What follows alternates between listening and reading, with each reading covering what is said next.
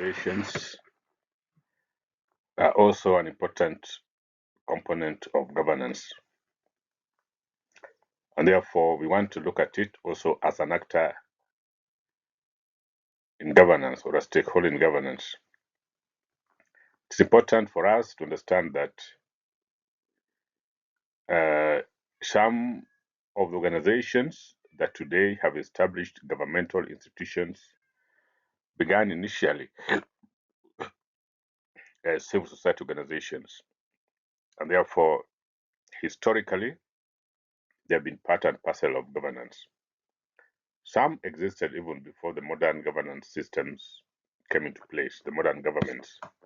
And therefore, they have a very rich history in terms of how governments are run and how governmental institutions ought to be run. It is on that basis that today we want to look at civil society organizations as stakeholders in governance. This discussion, we want to focus on three main areas. We want to look at the characteristics of civil societies generally.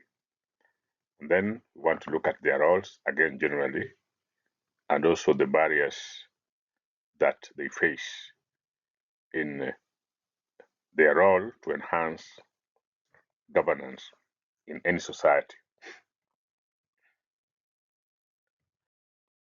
We begin by a short introduction of what civil society organizations are, and we want to understand these organizations as any non-profit making body that receives funds from a donor or donors and which they use to perform rather work that is intended to benefit the public. In other words, the broader goal of a civil society organization is to undertake a task that benefits the public, even if members also benefit, but also public also benefit, whether directly or indirectly. Again, it is important to note that they are not for-profit organizations. They don't exist for purpose of making profits, but for purposes of advancing an objective that seeks to benefit the public. It is therefore an important sector in the governance institutions. Attempts have been made by different scholars to try to trace the origin of modern civil society organizations. And some scholars, Chanovich and Lewis, traces these organizations to the struggle for the abolition of slavery. We know, for instance, slavery remains one of the worst human rights abuses meted especially on Africans, perpetrated by the Europeans and the Americans. And slavery, it was not easy to end it. Governmental institutions, because they benefited from it, it was not easy for them to end it. And therefore, private players came on board to start for fighting for it and reminded nations that were practicing slavery that it was a bad practice and therefore it ought not to be allowed to proceed. So scholars try to trace civil society organizations from that period. There are several examples that we can cite as civil society organizations. They include non-governmental organizations, trade unions, national networks and associations, professional associations, welfare societies, cultural organizations, as well as lobby movements. All these are examples of civil society organizations. What are some of the characteristics that underpin all civil society organizations, regardless of the sector that they address? One of these characteristics is that civil society organizations, membership to them is purely voluntary. And individuals join them based on their perceived benefits. So that if individuals perceive certain organizations as likely to benefit them, then they join them. Members also join these organizations on their own volition. And because you join them voluntarily, it's also important to note that leaving or vacating them is also voluntary, so that nobody is forced to join them, and the person who joined them can also leave them at will as long as they meet certain uh, conditions that have been set. Indeed, before they join them, they read those conditions, they agree with them, and they sign and promise to abide by those provisions. Therefore, if at one point they feel now it is time for them now to leave such organizations, then they also do so voluntarily. They cannot be forced to remain there. No. However, exiting them means therefore that they will no longer enjoy the benefits that is associated by being part of such organizations. Now, people remain members of these organizations as long as their interests and values are catered for. If you feel that your interests are no longer being catered for, your values, the values that you stand for, are no longer being catered for, then again, an individual member has the liberty to exit such organizations.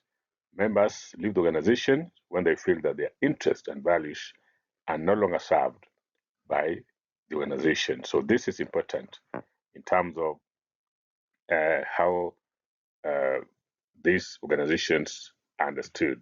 They are purely voluntary. So what drives member is the objectives of these organizations and members and potential members' perception of how they stand to benefit from these organizations. Another important issue that we want to look at is called hierarchical structure. Again, this was another important feature or characteristic of these organizations. And therefore, in many civil society organizations, leadership is selected or elected by members. And in well and formally structured civil society organizations, technical personnel may also be competitively recruited and selected. In other words, we have the political wing of these organizations who are generally elected by members through voting. The method of voting and the method of election is normally stipulated in the constitution of these organizations. But these organizations also require some technical expertise for them to assist the elected leadership to advance the objectives of the organization. On that basis, therefore, they also recruit technical staff who normally work as heads of the secretariat. They may need lawyers, they may need accountants, they may need human resource officers, they may need people who have done project planning and management, depending now on the sector that organization finds itself in. For instance, if it is concerned about climate justice, then it might be important for these organizations to have within their rank, technical rank, individuals who have not only done law, but law relating to environment. However, this might not be the case for most of the organizations due to local politics or poor monetary base to remunerate highly qualified personnel. Indeed, to recruit the best and have them to help you carry out your mandate, it is important for organizations to have sufficient resources. Because, for instance, a lawyer cannot leave his law practice to come and be an organizational lawyer if the reward that he receives or she receives as a private practitioner is better than what he would receive when engaged as a technical person within a CSO. So all these things are important for them to be carefully examined. Another important characteristic of these organizations is that they are specialized in whatever they do, so that civil society organizations operate within a defined geographical locality and issue. You cannot do everything. This is why we categorize these organizations as local. Local might mean that your activities, say, are confined to a political unit such as a county or a cluster of counties. Then we have national, means that you have the permission to operate in the entire country. Then we have international civil society organizations whose registration and existence permit them to operate beyond beyond the geography of one particular country. In other words, they can operate in multiple countries, and therefore the scope of their operation is limited to the needs of their constituency. The constituency here are now the issues that you're addressing and the people that are impacted by such issues. For instance, if you are dealing with teenage mothers, teenage pregnancy, the teenage mothers become your constituency. And therefore, it's also important to note that sometimes this organization may engage and take positions on external matters. But even if they do, occasionally to do things that appear to be slightly outside their mandate, they do so only if they find that failure to act on such areas might render or might be in contravention of their objectives. For instance, assuming an NGO is registered to operate in Nakuru County, but then say targeting on street families or street children, and then it comes out that there are a lot of mistreatment of street children in a place like Nairobi. It does not prevent an NGO registered in Nakuru town or in Nakuru County to address the plight of street children from commenting and urging authorities to look into the issues of street children in Nairobi in particular, but nationwide generally, because the constituency is still the same, even if the geographic, the locality of where the problem is cited is different from where a particular organization is registered. It still permits them to do so. Within this context, therefore, it is important to find civil society organizations that focus on human rights, on climate change, on gender-based violence, on street children, on education, among others. In other words, they must have an identity, one that projects them as their main focus, but they can also have other areas that focus on other areas that also help in building and in projecting them as champions of a given particular issue. The question that we come to ask ourselves at this moment is, what are the roles of civil society organizations, especially in the context of governance? In the context of governance, one of the greatest roles of civil society organization is that they are agents of change. These organizations are particularly useful in initiating relevant and useful change in the governance system. How do they do this? They do this by appealing to the intellect of citizens and by explaining to citizens drawbacks of existing governance systems. Take the case of the struggle for multipartyism in Kenya in 1980s and also 1990s.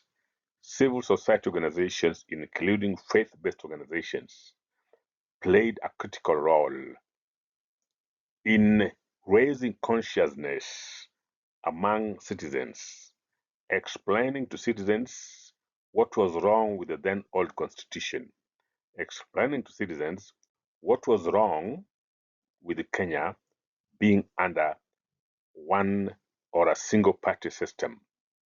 It is through this consciousness that Kenyans joined them and started engaging in mass demonstrations.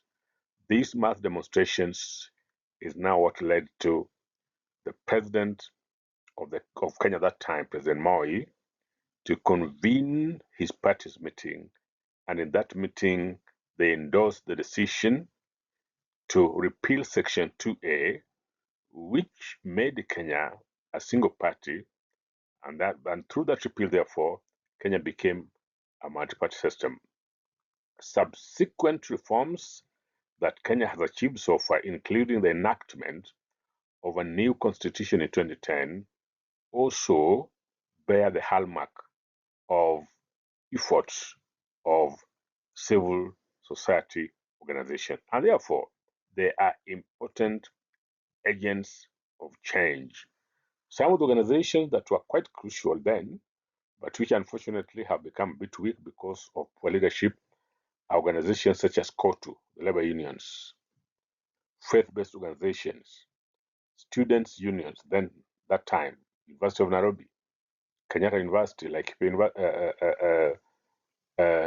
Egerton University, Jomo Kenyatta University, and Maseno University, 5 universities of that time, were quite instrumental in demonstrating and championing the agenda for change in this country.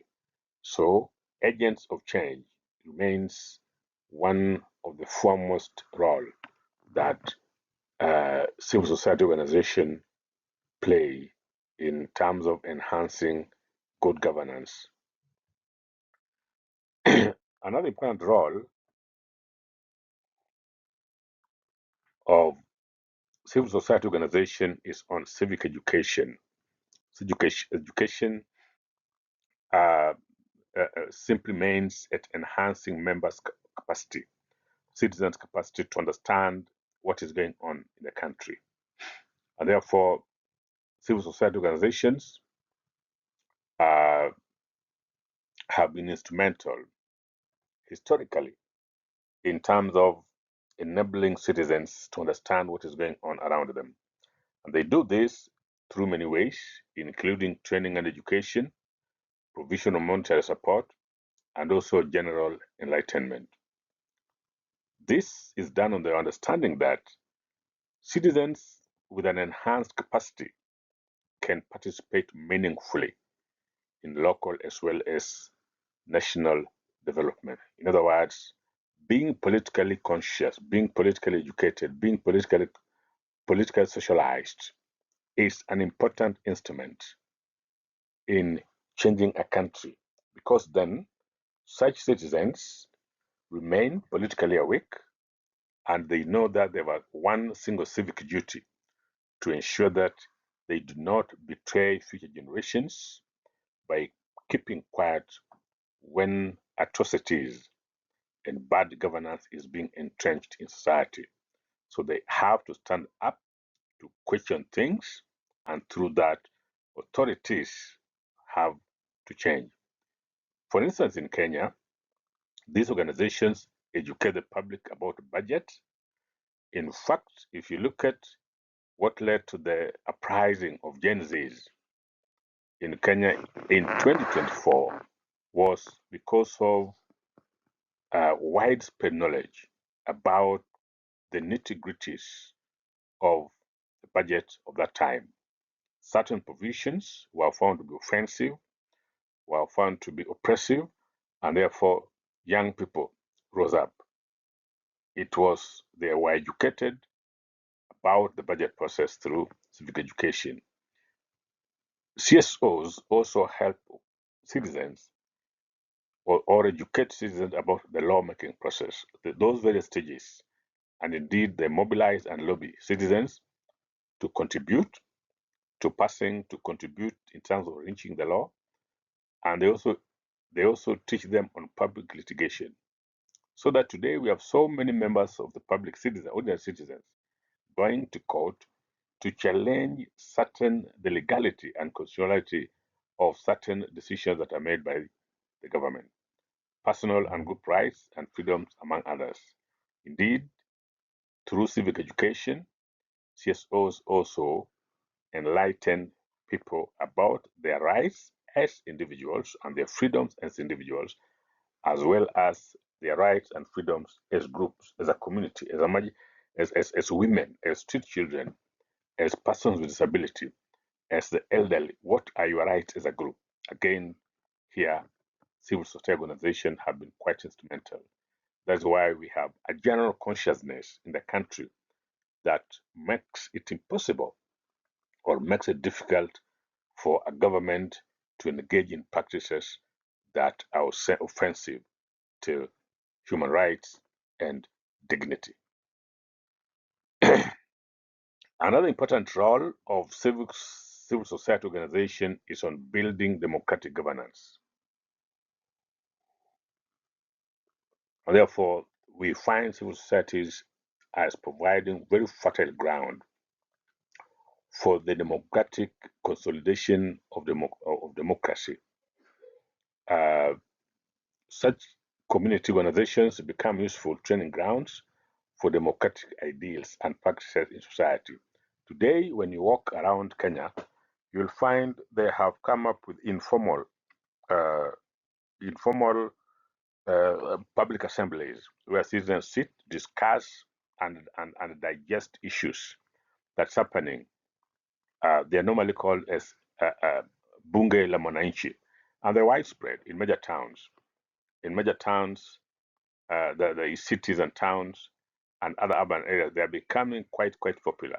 And these groups, you find them, they discuss things quite candidly, and they show significant knowledge about what is going on in the country.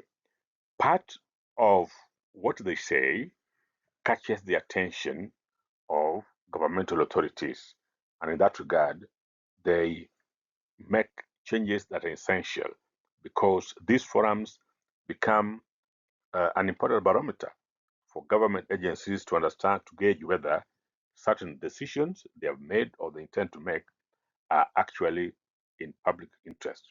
So, if you look at historically Kenya, civil societies extensively engaged in the fight for multi-party democracy in the 1980s and 90s, constitutional reforms leading to the enactment of a new constitution and citizens' general participation in governance. These have been important roles that have been done by the civil society organizations in Kenya at various levels and at various times. I now want us to turn our attention to some of the barriers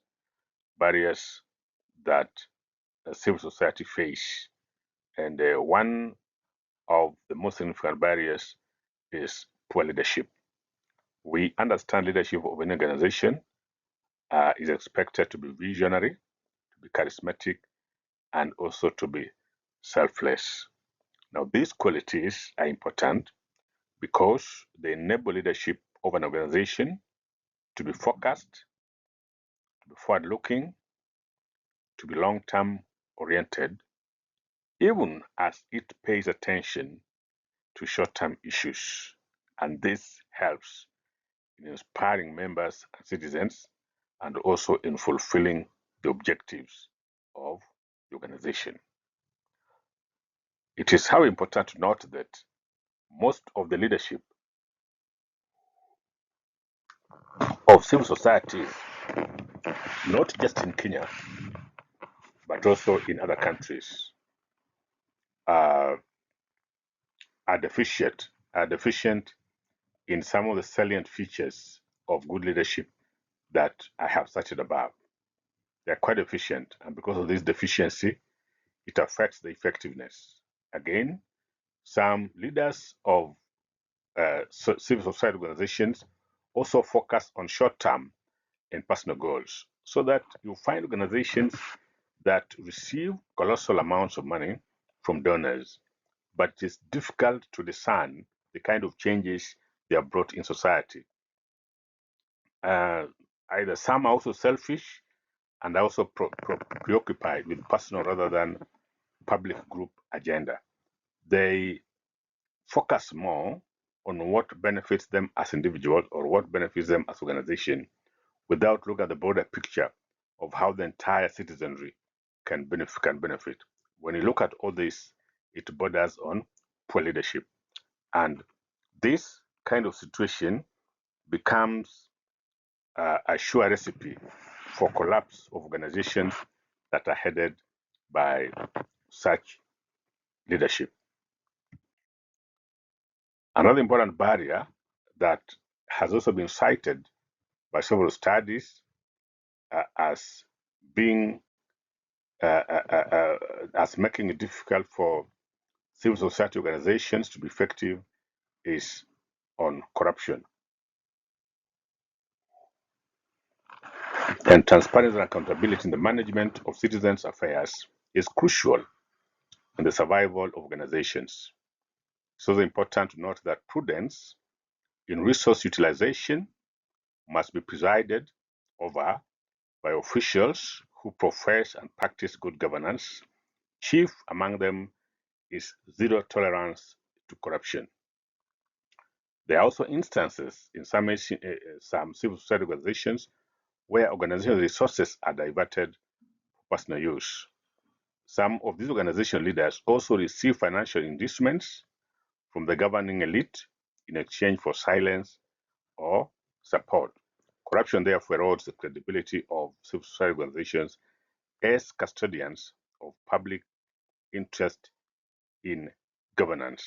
I think, for instance, in Kenya, if you look at organizations such as KOTU, it has been having a dalliance with the regime at the expense of the workers.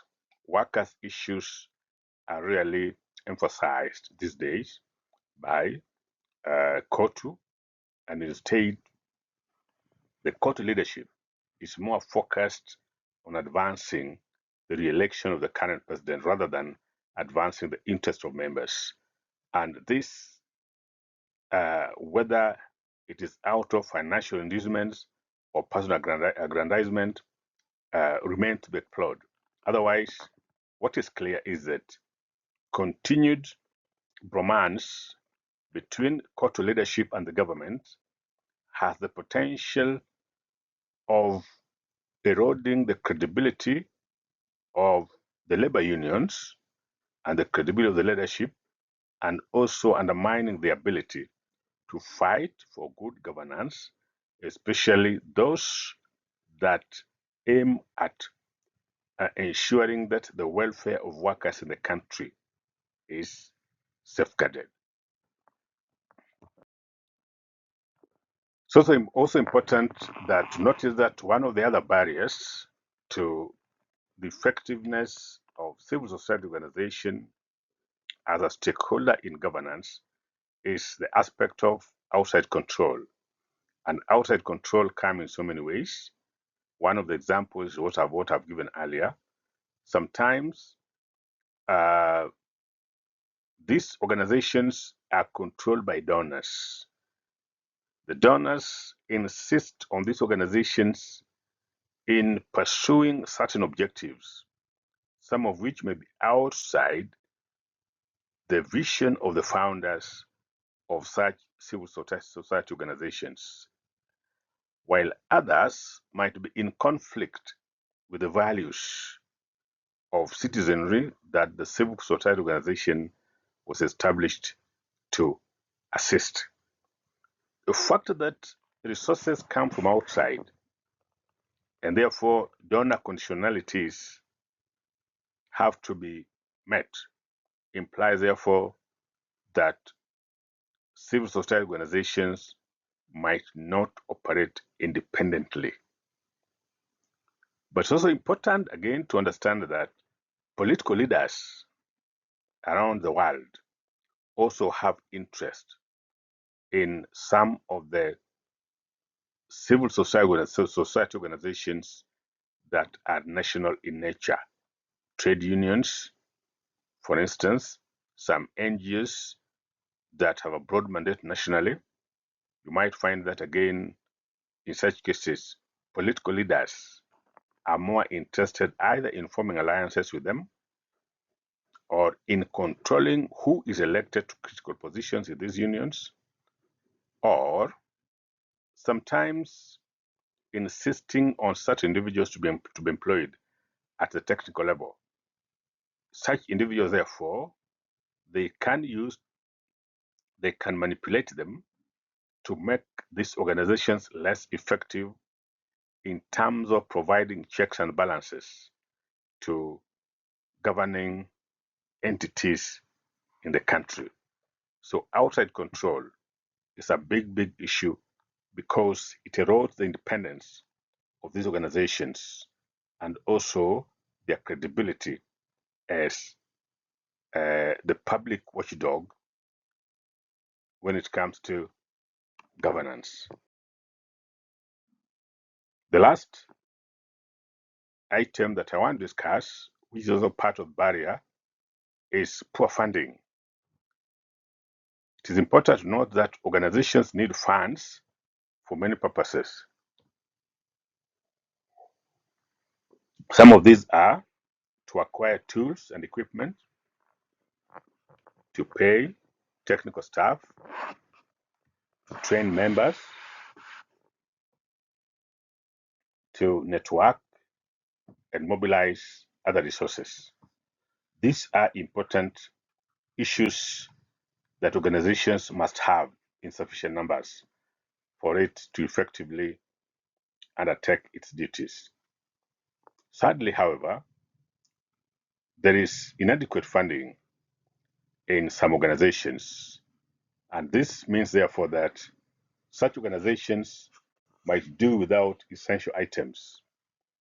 And by not having essential items, it also implies that such organizations might not embark fully in to pursue objectives for which they were established to pursue. And in some cases, even if they choose to pursue them, nonetheless, then they end up operating below capacity. And this might hinder them from sufficiently advancing their objectives.